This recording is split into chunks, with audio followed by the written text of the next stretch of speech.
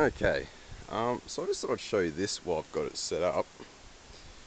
I'm running the 240 volt. This is my little power box, by the way. This is what I keep in the caravan usually, the powery thing. Let's see there, plugged in.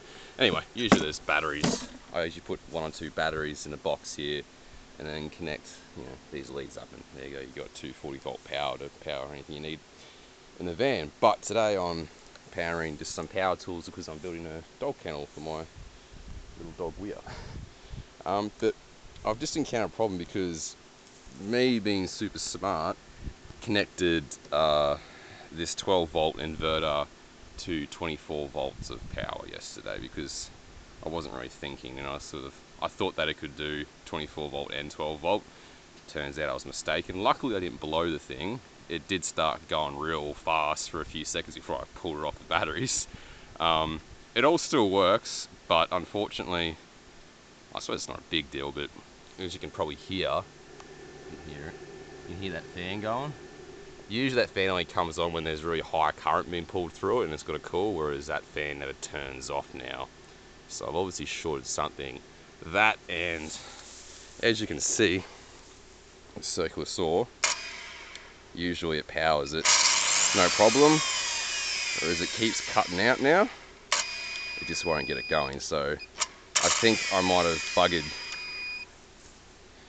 it's not able to deliver as much watts anymore, but I thought I'd take this opportunity to show you something.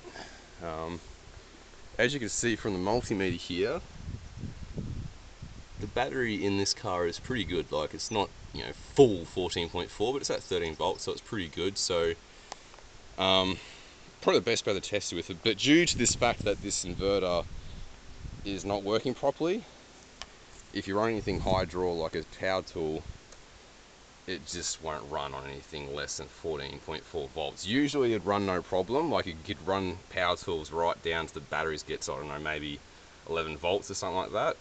But yeah, no, it's not powering. But I thought I'd show you this. Now this battery is pretty well charged, but if you ever do, do something similar to this, you're powering yourself off, batteries in an inverter, and it's night, say it's night time, and your batteries go flat. Now, you haven't got any solar to charge it with, you haven't got a generator, well, you don't need a fucking generator.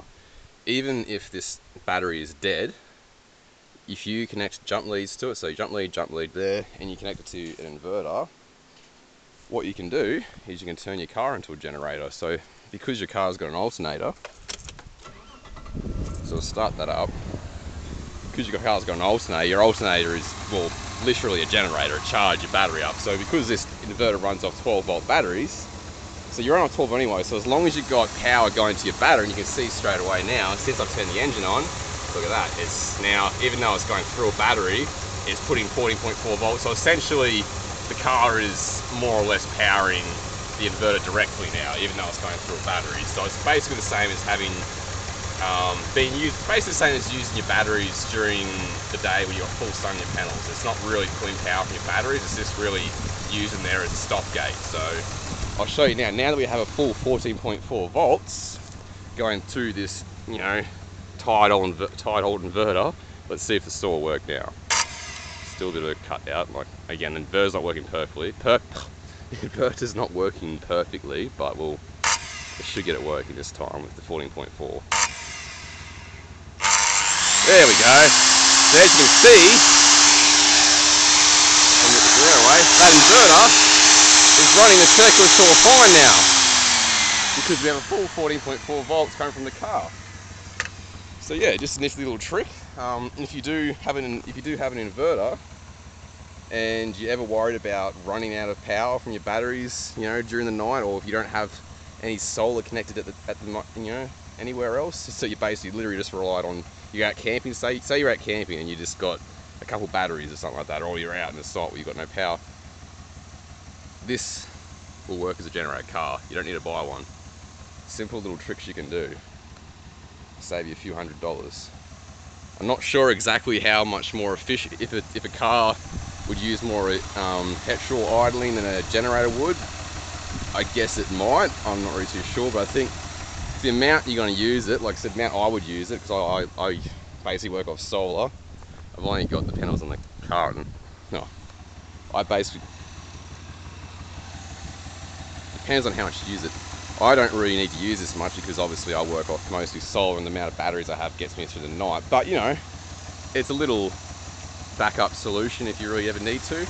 Just simply connect the batteries to your car and yeah, start your car up. There you go.